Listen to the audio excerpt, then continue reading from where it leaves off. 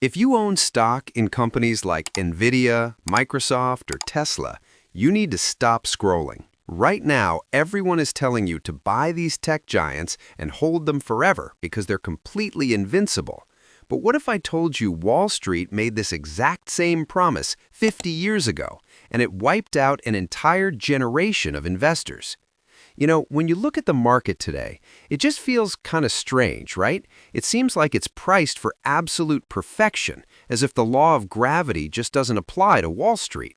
And the story goes that there are these 7 companies that are so dominant, so powerful, that the old rules just don't matter anymore. But here's the thing. If you think this is some new modern phenomenon, you really need to hear the story of the Nifty 50. The legendary investor Sir John Templeton famously said that the 4 most dangerous words in investing are, "This time it's different." And why? Because that phrase is the sound of pure blind optimism, pretending to be financial genius. It's this incredibly dangerous belief that the fundamental laws of value have somehow been switched off just for us, just for this moment in time.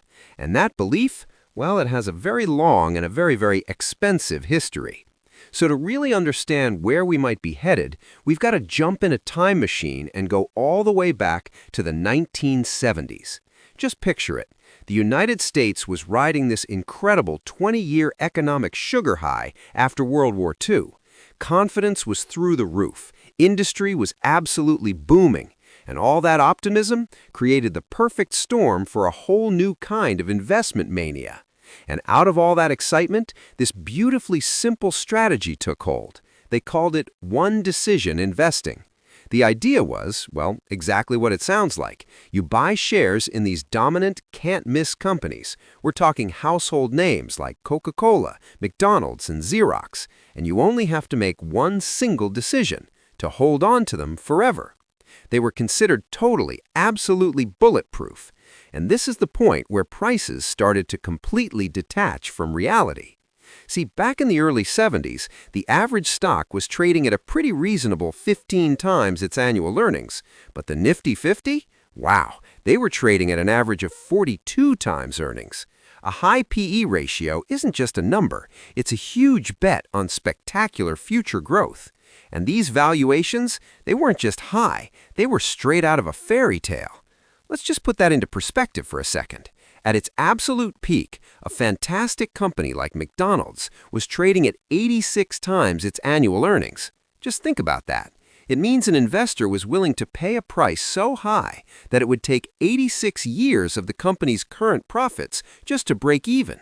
And this was all based on the belief that its growth would simply never, ever slow down. And believe it or not, it got even more extreme than that. Polaroid, the icon of instant photography, was trading at an incredible 90 times earnings.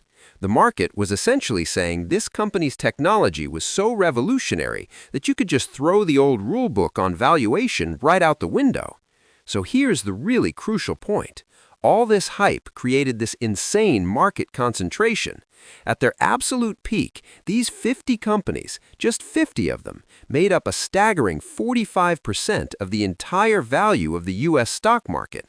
The fate of the whole market was basically resting on the shoulders of these few untouchables.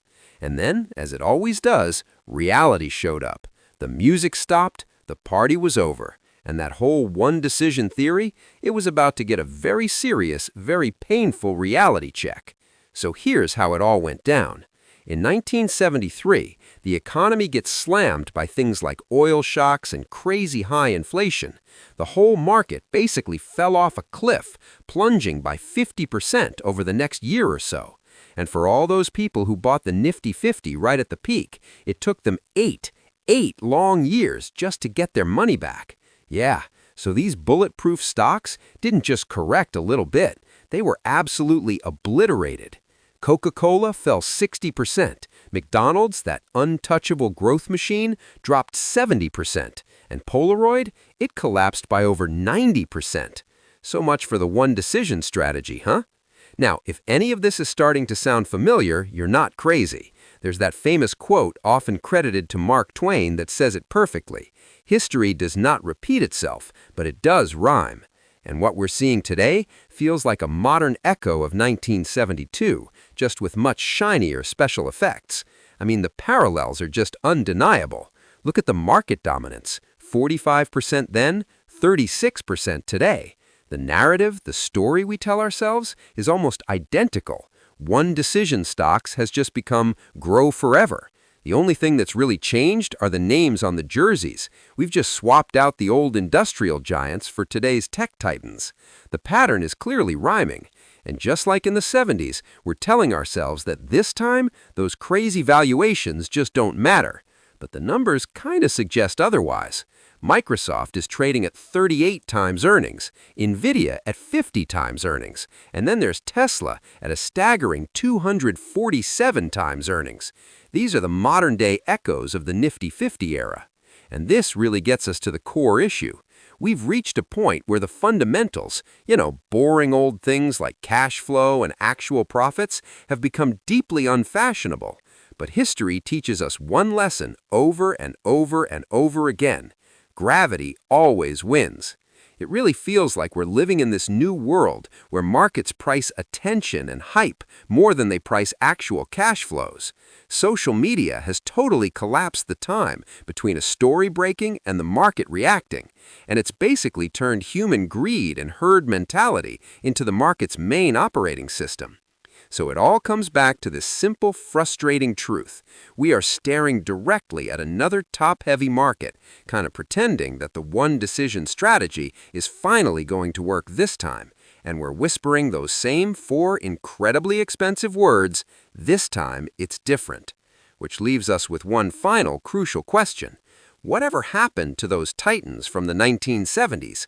The companies that were supposed to be held forever, the ones that were the future.